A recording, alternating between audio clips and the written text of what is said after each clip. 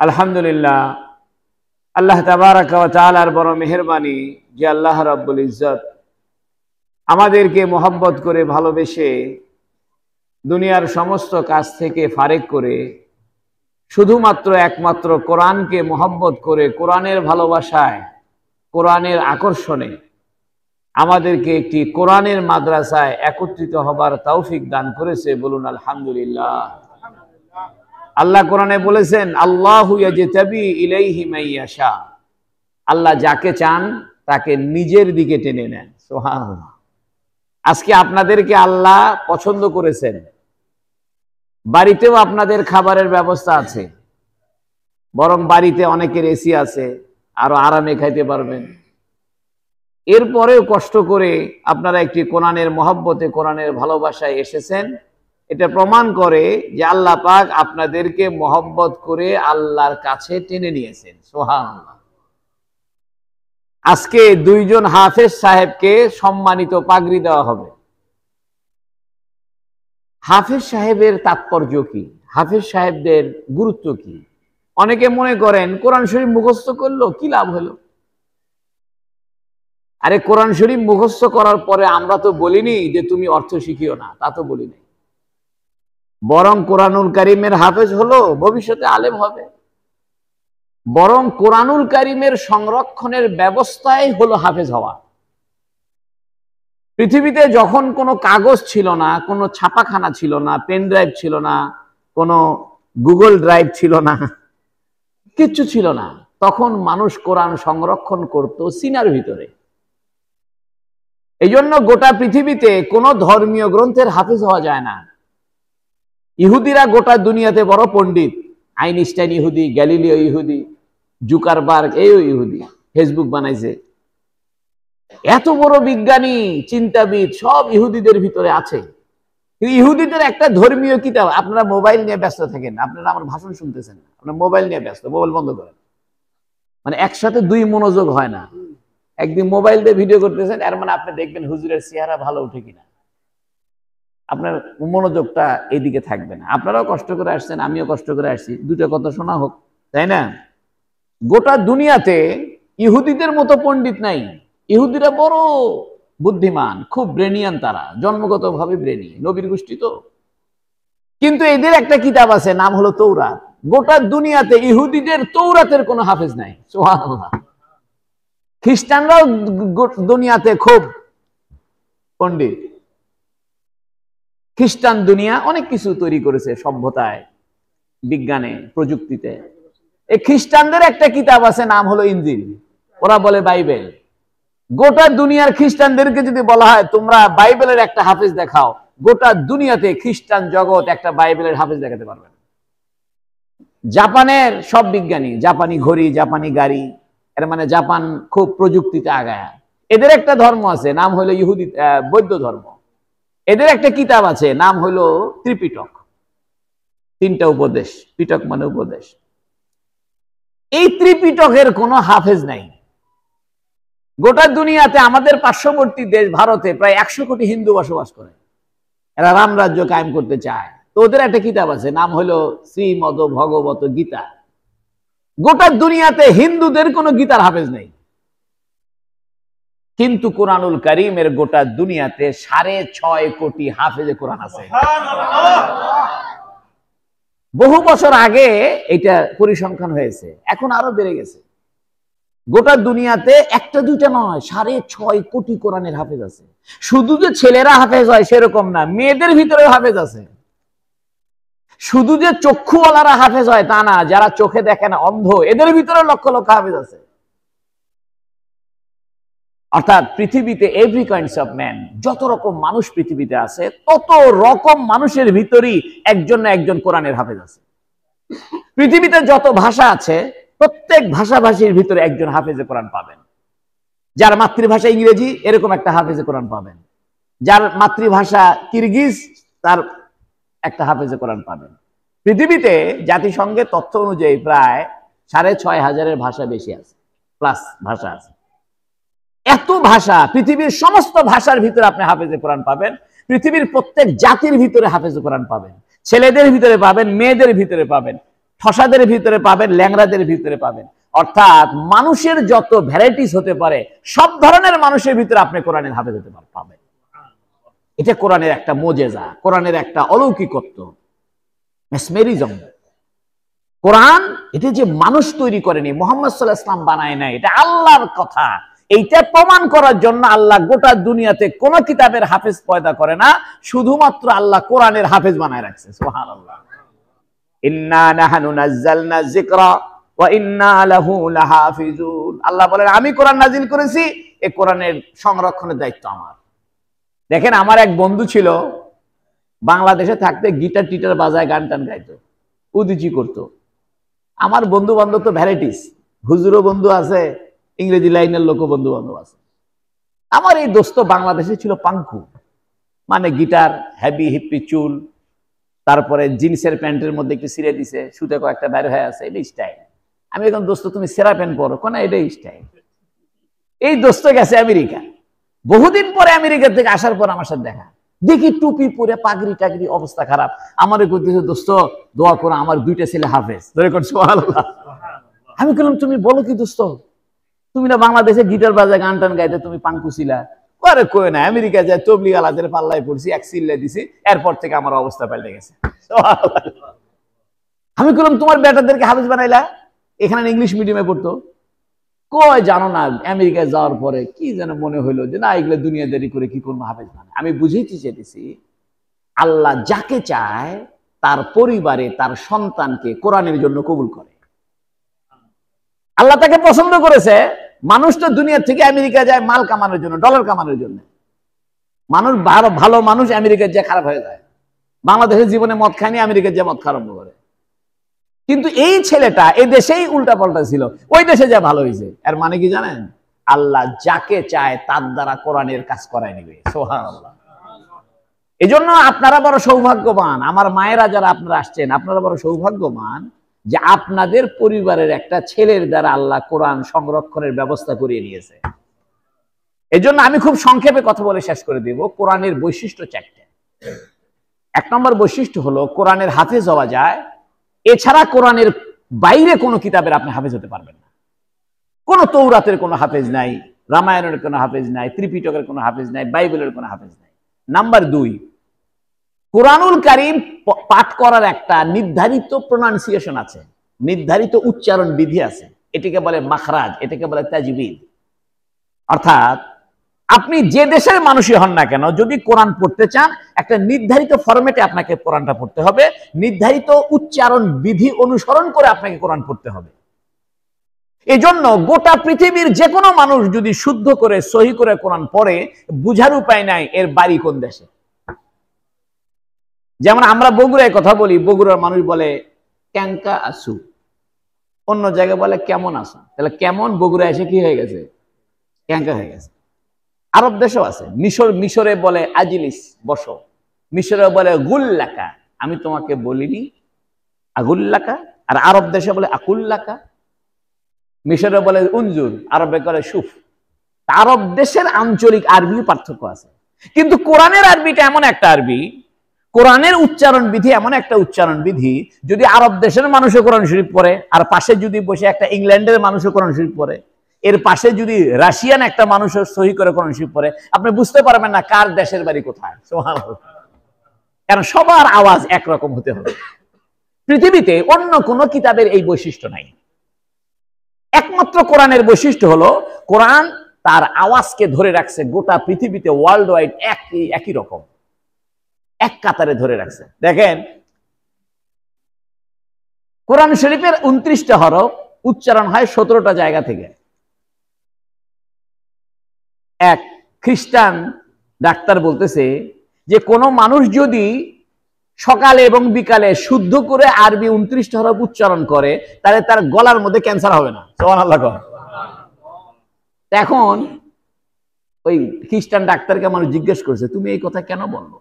গলার ভিতর থেকে 6টা হরফ উচ্চারণ হয়, হামজা, হা, আইন, হা, গাইন, খা। মানুষের শরীরের 17টা জায়গা নড়াচড়া করবে যদি আপনি আরবি 29টা হরফ উচ্চারণ করেন। নুন নাকের ঝনঝন করবে, লাম জিহ্বার আগা তালুর সামনের তালুর আগার সাথে লাগবে, দদ জিহ্বার গোড়ালির সাইড দাঁতের গোড়ালির সাথে লাগবে, তারপরে হামজা বুকের বাতাস বের হয়ে যাবে, ওয়াও ঠোঁটটা গোল হয়ে যাবে, তারপরে আপনার আইন গলা চাপ লাগবে, খা যেখানে গলার মধ্যে খুশখুশি কাশ হয় ওইখান থেকে খা উচ্চারণ হয়। অর্থাৎ আপনি যদি কোরআন শরীফের প্রনাউন্সিয়েশন উচ্চারণ বিধি সহি শুদ্ধ করে আপনি পড়েন, তাহলে আপনার বডির 17টা জায়গা নড়াচড়া করবে। খ্রিস্টান ডাক্তার বলতেছে যে সকালবেলা আর বিকালবেলা কেউ যদি খালি আরবি 29টা হরফ উচ্চারণ করে, তাহলে তার বুক, গলা, চোখ, কান, নাক সব ভালো থাকবে। এখন এই নিয়তে যদি আপনি কোরআন শরীফ পড়ে তাহলে কিন্তু সব হবে না। কেউ মনে করলো যে ঠিক আছে, তাহলে আমার শরীর ভালো রাখার জন্য এখন কি করি, কোরআন শরীফ পড়ি। সকালবেলা ডায়াবেটিসের ব্যারাম হয়ে যায়, সকালে হাঁটে, তাতে ডায়াবেটিস ভালো হয়, না মরি। আপনি হাঁটলেও মরবেন, না মরলেও হাঁটবেন। কিন্তু যদি সকালবেলা এই নিয়তে হাঁটেন যে একদিন হয়তো কোনোদিন যুদ্ধ করার প্রয়োজন হতে পারে, গজওয়াতুল হিন্দ হতে পারে, এই হিন্দুদের সাথে আমাদের একটা ধর্মীয় যুদ্ধ লাগতে পারে, এই জন্য আমার শরীরটা আমি ফিট করে রাখি, তাহলে এই যুদ্ধের মধ্যে আমি কাজে লাগবো, তাহলে আপনি সব হবে। আপনি গাড়ি চালান শিখছেন, নিয়ত কি মানুষে করবে, বাপরে বাপ বড় হুজুর গাড়ি চালায়, একটা সব হবে না, আবার গুনাহ হবে, অহংকার। আর যদি আপনি চিন্তা করেন যে আমি গাড়ি চালান শিখছি, যদি কোনো যুদ্ধ লাগে এই গাড়ি ড্রাইভ করে কাফেরদের মধ্যে ঢুকে যাব, গনিমতের মাল পাইলে ড্রাইভিং করে গাড়িটা ছিনিয়ে নিয়ে চলে আসবো, তাহলে গাড়ি চালাবেন আর সওয়াব আর সওয়াবই হবে। নিয়ত যদি ভালো করেন সব সওয়াব। তাহলে কোরআনের মূলত বৈশিষ্ট্য 4টা, এটা মনে রাখবেন, বিধর্মীদেরকে দাওয়াত দিতে সুবিধা হবে। 1 নম্বর, কোরআনের হাফেজ হওয়া যায়, কোরআন ছাড়া কোনো কিতাবের হাফেজ হওয়া যায় না। তোমাদের তৌরাত, ইনজিল, বাইবেল, ত্রিপিটক, রামায়ণ, মহাভারত এগুলো আল্লাহর কিতাব নয়, এই জন্য তো তোমরা মুখস্থ করতে পারো না। এই জন্য পৃথিবীর সমস্ত কাগজ যদি ধ্বংস করে দেওয়া হয়, সমস্ত ছাপাখানা যদি ধ্বংস হয়ে যায়, পারমাণবিক যুদ্ধের কারণে পৃথিবী যদি আবার প্রস্তর যুগে ফিরে যায়, আবার লৌহ যুগে ফিরে যায়, আবার গুহার যুগে ফিরে যায়, কথার কথা কোরআনের কোনো সমস্যা হবে না। একজন হাফেজ যদি বেঁচে থাকে আর একজন আলেম যদি বেঁচে থাকে, নতুন করে আবার কোরআন শরীফ লিখে দেওয়া যাবে। কিন্তু সমস্ত ছাপাখানা কাগজ ধ্বংস হয়ে গেলে বাইবেল ধ্বংস হয়ে যাবে। এই জন্য কোরআন শরীফের সংরক্ষণের জায়গা কাগজ নয়। ইন্নাহু নাজ্জালা আলা কলবিকা, আল্লাহ বলছেন হে জিবরাইল, আমি হে মুহাম্মদ, আমি তো এই কোরআন তোমার কলবের মধ্যে নাজিল করেছি, তোমার অন্তরে নাজিল করেছি। এর জন্য হাফেজ হওয়া, আগের যুগে প্রত্যেকটা মুসলমানই অধিকাংশ হাফেজ হইতো, কারণ কোরআন সংরক্ষণের রাস্তাই কি ছিল, হাফেজ হওয়া। মানে কোরআন যদি শিখতে চাও হাফেজ হইতে হবে, সোজা বাংলা কথা। এই জন্য সাহাবায়ে কেরাম সব হাফেজ ছিল, সবাই হাফেজ ছিল। আগের যুগের সমস্ত বড় আলেম হাফেজ ছিল। যখন কাগজ আবিষ্কার হয়েছে তখন মানুষ আস্তে আস্তে হেফজত থেকে দূরে চলে গেছে। যখন মোবাইল আবিষ্কার হয়েছে তখন আস্তে আস্তে মানুষ কিতাবের থেকে দূরে চলে আসছে। আমরা আর আসল কিতাব পড়ি না, এই মোবাইলের মধ্যে কিতাব ঢোকানো আছে, গুগলে সার্চ দিলে কিতাব পাওয়া যাচ্ছে। কাগজের কিতাব আর মৌলবীরা কেনেই না, কাগজের কিতাব কিনে লাভ কি, মোবাইলে যে কিতাব আছে। এই জন্য কোরআনের প্রথম বৈশিষ্ট্য, কোরআনের হাফেজ হওয়া যায়, কোরআন ছাড়া কোনো কিতাবের হাফেজ হওয়া যায় না। 2 নম্বর, কোরআনের উচ্চারণ বিধি একই রকম। পৃথিবীতে কোন যদি মানুষ শুদ্ধ করে কোরআন পড়ে, আপনি বুঝতে পারবেন না তার বাড়ি কোথায়। কিন্তু আপনি বাংলা ভাষায় কথা বলেন, যতই বলেন, আপনার কথার ফাঁক দিয়ে বোঝা যাবে আপনার বাড়ি চট্টগ্রাম, আপনার কথার প্রনাউন্সিয়েশনে বোঝা যাবে আপনার বাড়ি সিলেট। এমন একটা উচ্চারণ আপনি ফট করে করবেন, মানুষ ধরে ফেলে দিবে আর বাড়ি কোথায়, সিলেট। কিন্তু আল্লাহ এটা নিজে কোরআনে বলছেন, ইন্না ফি ইখতিলাফি আলওয়ানিকুম ওয়া আলসিনাতিকুম, তোমাদের বর্ণের পার্থক্যে, তোমাদের ভাষার পার্থক্যে আমি পরিচয়ের ব্যবস্থা রাখছি। 3 নম্বরে, কুরআনুল কারীমের যে লিপিবদ্ধ করার যে পদ্ধতি, ফন্ট, কোরআন কারীম যে লেখার যে কৌশল, লেখার যে স্টাইল, ফন্ট, এই গোটা পৃথিবীতে একই রকম। আপনি কোরআনুল কারীমের যে লিপি পদ্ধতি, ফন্ট পদ্ধতি, এইটা যদি আমেরিকা থেকে একটা কোরআন শরীফ আনেন, সৌদি আরব থেকে আনেন, আর সারিয়াকান্দি থেকে একটা কোরআন শরীফ আনেন, একটা কোরআন শরীফের সাথে আরেকটা কোরআন শরীফের বিন্দু পরিমাণ পার্থক্য হবে না, একই রকম। আমার বাসায় বাইবেল আছে, বুঝছেন, মহাভারত আছে, রামায়ণ আছে। বাংলাদেশের রামায়ণের সাথে কলিকাতার রামায়ণের মিল নেই, কিন্তু গোটা দুনিয়ার কোরআন শরীফের সাথে কোনো আপনি পার্থক্য পাবেন না। কয়টা গেল? 3টা। আর একটা পার্থক্য আছে, সেটা হলো কোরআন শরীফ সরাসরি আল্লাহর আওয়াজ। যেমন আমি কোরআন শরীফ শিখছি, আমি একটু পড়ে শোনাই, আলহামদুলিল্লাহি রাব্বিল আলামিন, আলামিন, এই যে গলার মধ্যে চাপ দিছি, এটা পাইলাম কোথায়? কিন্তু ক্যাসেট ছিল না, নবীর যুগে তো কোনো ক্যাসেট ছিল না। তাহলে সাহাবায়ে কেরাম নবীর থেকে শিখছেন নবীর মুখে মুখে। যেমন আমরা বলি ইন্না আ'তাইনাকাল কাউসার, এই আ'তাইনা গলার মধ্যে চাপ দিলাম, এটা তো ক্যাসেট ছাড়া বোঝার কোনো বুদ্ধি নেই। আমি কোরআন শরীফ শিখছি বগুড়া জামিল মাদ্রাসার সুযোগ্য কারি সাহেব হুজুর, কারি বেলাল হুজুরের কাছ থেকে। তাহলে বেলাল হুজুর আমাকে শিখেছে কোরআন শরীফ এভাবে পড়া লাগে। বেলাল হুজুর বলছে বলো কুল হুয়াল্লাহু আহাদ। আমি যদি বলছি কুল হুয়াল্লাহু আহাদ, তো হুজুর কাছে হয়নি। যতক্ষণ পর্যন্ত হুজুরের আওয়াজের সাথে আমার আওয়াজ মিল না খাইছে ততক্ষণ পর্যন্ত হুজুর বলছে তোমার কোরআন শরীফ পড়া হয়নি। এর মানে আমি যে মুখ দিয়ে কোরআন শরীফ পড়ি, আমার আওয়াজটা পাইছি কারি বেলাল হুজুরের ঠোঁটের থেকে। কারি বেলাল হুজুর এই আওয়াজটা পাইছে তার উপরে হুজুরের ঠোঁটের থেকে, সেই হুজুর এই আওয়াজটা পাইছে তার উপরে হুজুরের ঠোঁটের থেকে। এইভাবে হুজুরের ঠোঁটে ঠোঁটে ধাক্কা লাগতে লাগতে লাগতে লাগতে মুহাম্মাদুর রাসূলুল্লাহ সাল্লাল্লাহু আলাইহি ওয়াসাল্লামের ঠোঁটের সাথে যায় ধাক্কা লাগছে। ছোটবেলায় আমরা ইট খাড়া করে খেলছি, বুঝছেন, এরকম ইট খাড়া করে রাখছে 10টা 12টা, একটা ইটে ধাক্কা মারছে, ঠাস ঠাস ঠাস ঠাস করে সব ইট কি হয়ে গেছে। খেলেছেন আপনারা? এই কোরআন শরীফ যদি কেউ সহি করে উচ্চারণ করে তাহলে তার ঠোঁট তার হুজুরের ঠোঁটের সাথে ধাক্কা লাগবে, সেই হুজুরের ঠোঁট তার উপরের হুজুরের ঠোঁটের সাথে ধাক্কা লাগবে, লাগতে লাগতে মুহাম্মদ সাল্লাল্লাহু আলাইহি ওয়াসাল্লামের ঠোঁটের সাথে আপনার ঠোঁটের আওয়াজ ধাক্কা লাগবে। পৃথিবীতে আমাদের নবীর সাথে কানেকশন আমাদের দুই ভাবে, বুঝছেন, একটা কোরআনের মাধ্যমে। এই জন্য কোরআন যদি সহি করে পড়েন তাহলে রাসূলুল্লাহ সাল্লাল্লাহু আলাইহি ওয়াসাল্লামের ঠোঁটের সাথে আপনি সুমা খাইতে পারবেন। মানে যে ফ্লাইং কিস খায় না, এমনি হাত দিয়ে সুমা খায়, সুমা ফিকে মারে, মারে কিনা রে, সব তো যুবক ছেলে পেলে এখানে সুমা ফিকে মারে, আর মানে সুমা ফিকে দিলেন।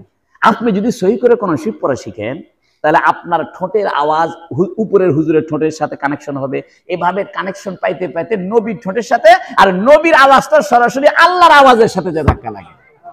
এই জন্য তো হাদিস শরীফে আছে যে ব্যক্তি আলিফ উচ্চারণ করবে আল্লাহ তার আমল নামায় 10টা নেকি লিখে দিবে, ফ্রি ফ্রি। খালি বলবেন আলিফ, সাথে সাথে 10 নেকি। কারণ কি জানেন? এটা আল্লাহর আওয়াজ। বাপে ছোট বাচ্চাকে বলে বাবু এটা তোমার দাদি, বলো দাদি। তো ছোট বাচ্চাকে ডাডি ডাডি ডাডি, তো বাপে খুশি। কেন? বাপের মুখের আওয়াজ ছেলে বলতেছে।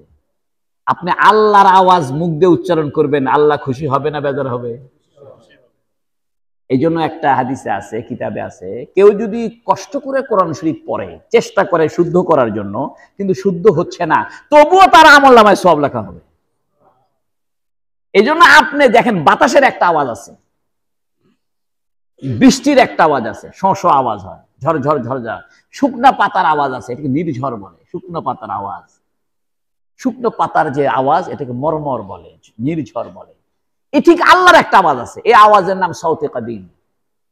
এই জন্য একটা হাদিসে আছে কিয়ামতের দিন আল্লাহ পাক জান্নাতে সমস্ত ঈমানদার আর নবীদেরকে একত্রিত করে একটা অনুষ্ঠান করবেন।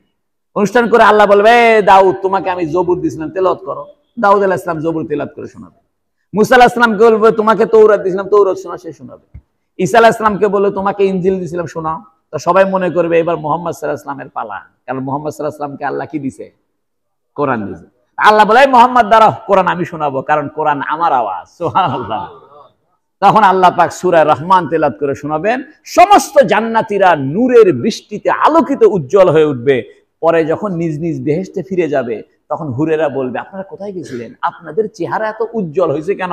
বলে আজকে আল্লাহ নিজে তার জবান থেকে আমাদেরকে কোরআন শুনাইছে, এই নূরে আমরা আলোকিত হয়ে উজ্জ্বল হয়ে উঠেছি। ওই অনুষ্ঠানে যদি যাইতে চান সহি করে কোরআন শরীফ শিখতে হবে। ওই অনুষ্ঠানে যাওয়ার টিকিট পাবেন না যদি কেউ কোরআন শরীফ সহি করে না পড়ে।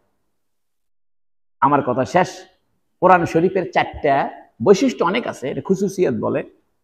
কিছু ভাষাগত বৈশিষ্ট্য আছে যেটা অলংকার শাস্ত্রবিদরা বলেছেন, ফাসাহাত বালাগাত যারা জানে, অর্থাৎ ভাষা অলংকার, ওদের দৃষ্টিতে কোরআনের কিছু বৈশিষ্ট্য আছে। কিন্তু ইন জেনারেল, উমুমি ভাবে, সাধারণভাবে 4টা মোটা দাগে কোরআনের বৈশিষ্ট্য হলো কোরআনের হাফেজ হওয়া যায়, কোরআন ছাড়া কোনো কিতাবের হাফেজ হওয়া যায় না। 2 নম্বর, গোটা পৃথিবীতে কোরআন তেলাওয়াতের পদ্ধতি একটাই, একই সিস্টেম, তবে একটু ব্যতিক্রম আছে।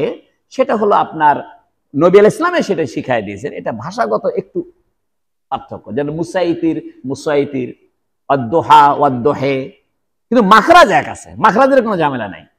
তারপরে 3 নম্বরে হলো কোরআন শরীফের লিপি পদ্ধতি একই রকম। 4 নম্বর হলো কোরআন কার আওয়াজ? আল্লাহর আওয়াজ। এই জন্য তৌরাত, জবুর, ইনজিল এটা কালামুল্লাহ নয়, এটা কিতাবুল্লাহ।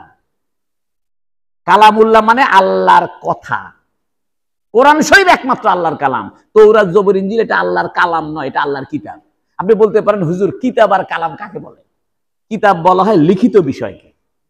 যেমন আপনি আপনার ছেলের কাছে চিঠি লিখতেছেন, বাবা ভালো করে পড়াশোনা করিও, দুষ্ট ছেলেদের সঙ্গে মিশবা না, শরীরের প্রতি যত্ন নিবা, কলম দিয়ে লিখতেছেন, মুখ দিয়ে কিছু বলতেছেন না, লেখা হবে কিনা? আরে বলেন না। আপনি যদি মুখ দিয়ে আওয়াজ না করেন, শুধু কলম দিয়ে লেখেন, লেখা হবে কিনা? লেখার জন্য মুখ দিয়ে বলা জরুরি না। কিন্তু আবার আপনি চিঠি লিখতেছেন, কলম দিয়ে লিখতেছেন, মুখ দিয়ে বলতেছেন। কলম দিয়ে লিখতেছেন বাবা বয়কের বা বয়কের বা বাবা, আর মুখ দিয়ে বলতেছেন বাবা।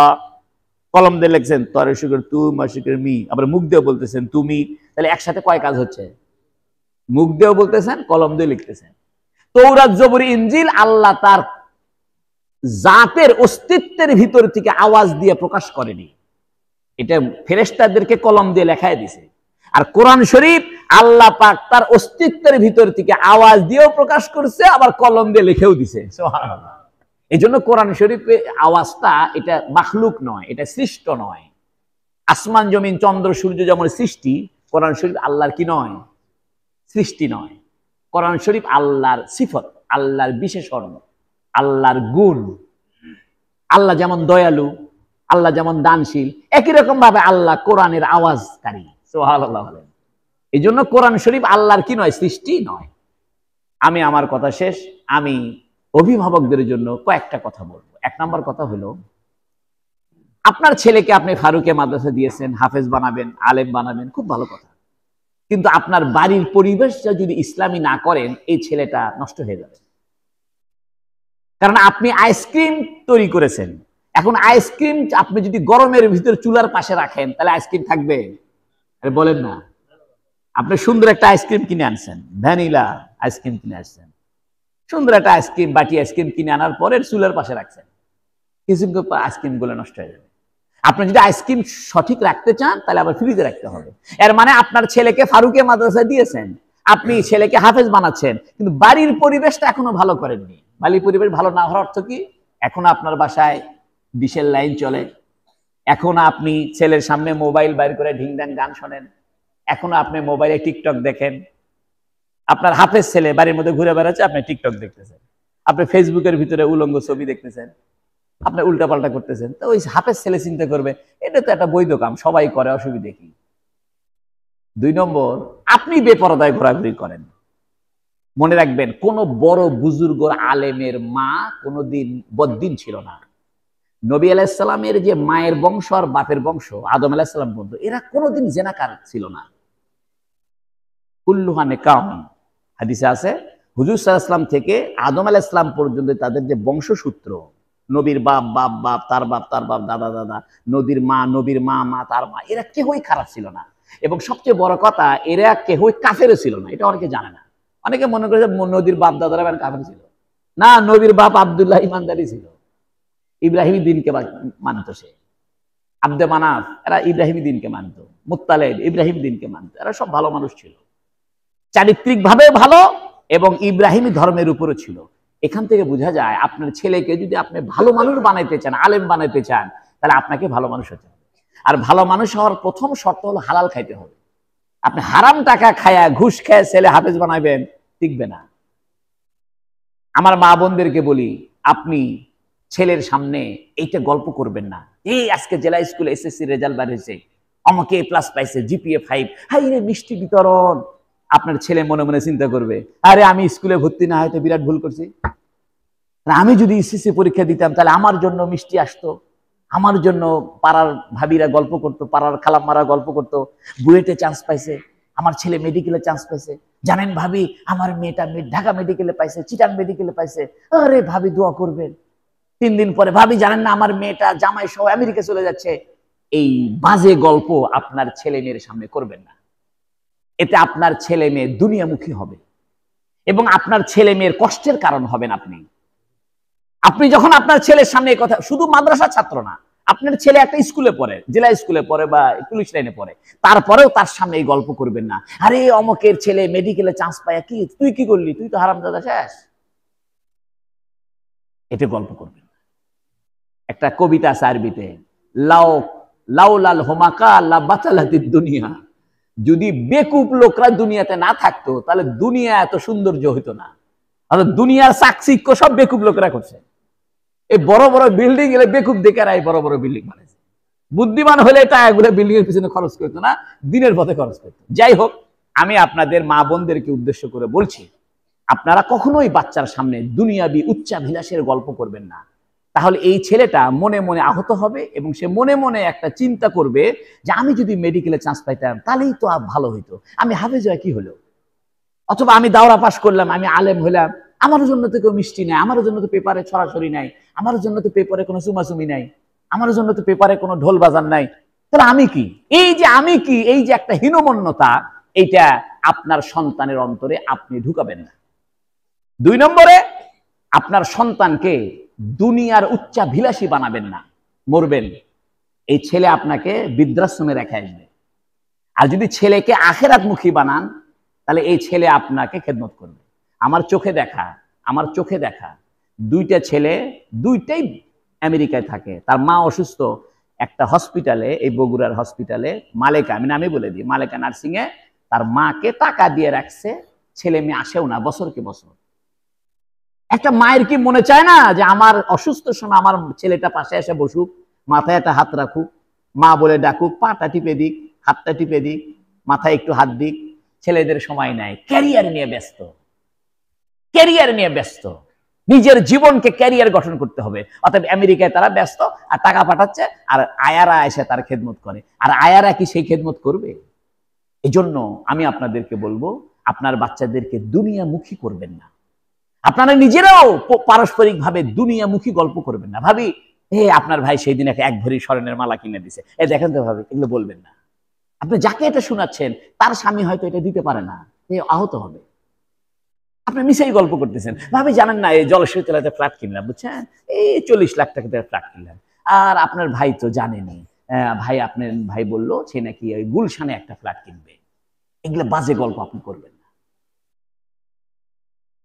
আলহাকুমুত তাকাসুর হাত্তা জুরতুমুল মাকাবির, আলহাকুমুত তাকাসুর, সম্পদের প্রাচুর্যের প্রতিযোগিতা তোমাকে বিমোহিত করে রেখেছে কবরে যাওয়া পর্যন্ত। তুমি যদি সম্পদের প্রাচুর্যতায় তুমি বিমোহিত হয়ে থাকো, মাতাল হয়ে থাকো, তাহলে তোমার কবর যাওয়া পর্যন্ত তুমি এই মাতলামির মধ্যে থাকবে, আল্লাহকে পাইবে না। আপনাদের কষ্ট হচ্ছে নি? এই কাজগুলো করবেন না। এই জন্য আর একটা, এটা হলো ন্যাচারাল, এটা হলো আপনার মানে এটা কি বলে, এটা আদর্শিক দিক, এটা সবার জন্য দরকার। শুধু মাদ্রাসা ছাত্র অভিভাবক আপনি সেই জন্য না, এটা সবার জন্য, ইন জেনারেল সবার জন্য দরকার। এই জন্য কি করা দরকার? দরকার হলো আখিরাত মুখী থাকা। বাড়িতে আখিরাতের গল্প করবেন, যে বাবা এগুলো দুনিয়া কিছু না, বাবা মরে গেলে সব শেষ। সব আখিরাত মুখী, সাহাবীদের গল্প, আল্লাহর ওলিদের গল্প, বুজুর্গদের গল্প। এই জন্য বাড়িতে আপনি একটা তালিমের ব্যবস্থা করেন। রাত্রেবেলা খাওয়ার টেবিলে একটা হাদিস পড়েন, একটা বুজুর্গের একটা কথা বলেন। আগে আমরা বাপ মা সব একসাথে খাইতাম, উপদেশ শুনতেন। এখন তো মোবাইল নিয়ে কেউ খাটের উপর, কেউ সোফার উপর, কেউ মেজের উপর। আপনি প্রত্যেকটা বাড়িতে যায় দেখবেন, কোন বাড়িতে আপনি মেহমান হয়েছেন, মেহমান আপনার সাথে কথা কর লোক নাই, সব মোবাইল নিয়ে ব্যস্ত। আরে আমরা স্বামী স্ত্রী পাশাপাশি শুয়ে আছি, তাই তো বউ এক মোবাইল, আমি আর এক মোবাইল টিপেছি। আমি কি কোন দুনিয়া তাইলাম রে, সারাদিন খাটাখাটনি করে আসি, ওয়াশ করে রাত 12টার সময় আসি, তুমিও এক মোবাইল আমি এক মোবাইল, তাহলে মোবাইল নিয়ে বিয়ে বসতাম। মানে আমাদের সমাজ ব্যবস্থা, আমাদের ব্যস্ততা মোবাইল দখল করে ফেলছে। এই জন্য মোবাইলের প্রয়োজন আছে, মোবাইল ছাড়া আপনি চলতেও পারবেন না। এটা কন্ট্রোল করেন, নিয়ত করেন যে আমি প্রত্যেক দিন 1 ঘন্টার বেশি মোবাইল ব্যবহার করবো না, বা ফেসবুকে বা ইন্টারনেটে বা ইউটিউবে আমি এটা আধা ঘন্টা থাকবো, এর বাইরে আমি থাকবো না। এটা কন্ট্রোল করেন, তাহলে আপনার জীবনটা শৃঙ্খলা হবে। তাছাড়া আপনি এখানে সফটওয়্যার লাগান, দেখবেন 24 ঘন্টার মধ্যে 22 ঘন্টা আপনি মোবাইল ব্যবহার করছেন। একটা সফটওয়্যার আছে যে আপনি কতটুকু সময় মোবাইল ব্যবহার করলে এটা বলে দেয়। যাই হোক, আমি আপনাদেরকে সর্বশেষ একটা অনুরোধ করব, আপনারা কোরআন শিখেন, সহি করে কোরআন শিখেন এবং কোরআনের অর্থটা জানেন। আল্লাহ নিজেই বলেছেন, ওয়ালাকাদ ইয়াসসারনাল কোরআনা লিযিকরি ফাহাল মিন মুদ্দাকির, আমি কোরআনকে সহজ করেছি, বুঝার কেউ আছে? আরে ভাই, আপনি যদি কোরআনের অনুবাদ পড়েন দেখবেন কোরআন আপনার কথা বলতেছে। আপনার মন খারাপ, আল্লাহ বলতেছে লা তাহজানিন্নাল্লাহা মা'ানা, চিন্তা করো না, আল্লাহ তোমার সাথে আছে। আপনার মনে কষ্ট, আল্লাহ বলতেছে ইন্নাল্লাহা মা'আস সাবিরিন, কষ্ট চিন্তা করো না, ধৈর্যধারীর সাথে আমি আছি। অর্থাৎ কোরআন শরীফ যদি আপনি তেলাওয়াত করেন এবং অর্থটা বুঝেন, দেখবেন আপনার জীবনের কথা কোরআন বলতেছে, মনে হবে যেন কোরআন আপনার জন্যই নাজিল হয়েছে। আমার কথার উদ্দেশ্য দুইটা, একটা হলো কোরআন আল্লাহর কিতাব, অলৌকিক, এটার বড় প্রমাণ হলো কোরআনের হাফেজ হওয়া যায়, কোরআন ছাড়া কোনো কিতাব হাফেজ হওয়া যায় না। দুই নম্বর হলো দুনিয়াবি আলোচনা, দুনিয়াবি চিন্তা, এটা কমায় ফেলেন, বাদ দিলে তো সবচেয়ে ভালো। কালকে এক ব্যবসায়ী আমাকে বলতেছে, হুজুর ঘুমের মধ্যে আমি খালি শেফারের স্বপ্ন দেখি। শেফার মানে তার একটা ফ্যাক্টরি আছে, কোটিপতি লোক। ফ্যাক্টরি মানে সে মাল তৈরি করে, ওই মালটাকে ফিনিশিং দেওয়ার জন্য একটা মেশিন আছে, ওই মেশিনে দিলে ওই মালটা কি হবে। আমাকে বলতেছে, হুজুর আমি রাতেও শেফারের স্বপ্ন দেখি, নামাজের মধ্যে শেফার দেখি। মানে ওই মেশিনের স্বপ্ন দেখে, মেশিনটা বিদেশ থেকে কিনে আনবে। আমি বললাম যে আপনি ব্যবসার চিন্তা ব্যবসার মধ্যেই রাখেন, বাইরে আনিয়েন না। আমি নামাজ পড়তেছি, নামাজের মধ্যে আমার ফ্যাক্টরি চিন্তা, ঘুমের মধ্যে স্বপ্ন দেখতেছি। আরে ঘুমের মধ্যে তো মুহাম্মদ সাল্লাল্লাহু আলাইহি ওয়াসাল্লামের স্বপ্ন দেখার দরকার, ঘুমের মধ্যে না আপনি জান্নাতের স্বপ্ন দেখবেন। এই জন্য চিন্তা শক্তিকে ব্যয় করিয়েন না। শক্তি যেমন মানুষের দেহের একটা শক্তি আছে, চোখের একটা শক্তি আছে, মানুষের চিন্তারও তো একটা শক্তি আছে। এই চিন্তা শক্তিকে খারাপ কাজে ব্যয় করলে আপনার চিন্তা শক্তি নষ্ট হয়ে যাবে। আর চিন্তা শক্তিকে যখন ভালো কাজে ব্যয় করবেন, এই চিন্তা শক্তি আপনাকে আনন্দ দিবে এবং ভালো কিছু করবে। হালাল খাবেন, পর্দাপশিদে থাকবেন, আর বাচ্চাদেরকে মাদ্রাসা থেকে বেশি বাড়িতে নিয়ে যাবেন না। কিছু হয়েছে বাবা আজকে একটু ভালো পিঠা পাক করছি, হ্যাঁ এই যা বাবা, তোর এক খালতো বোনের বিয়ে, থাকে এই যা, এগুলো করবেন না। আল্লাহ আমাদের সবাইকে কোরআন বুঝার, তেলাওয়াত করার, আমল করার, হালাল খাওয়ার, পর্দাপশিদে থাকার এবং দুনিয়াবি চিন্তা থেকে আখিরাতের চিন্তা বেশি করার তৌফিক দান করুক, বলুন আমিন।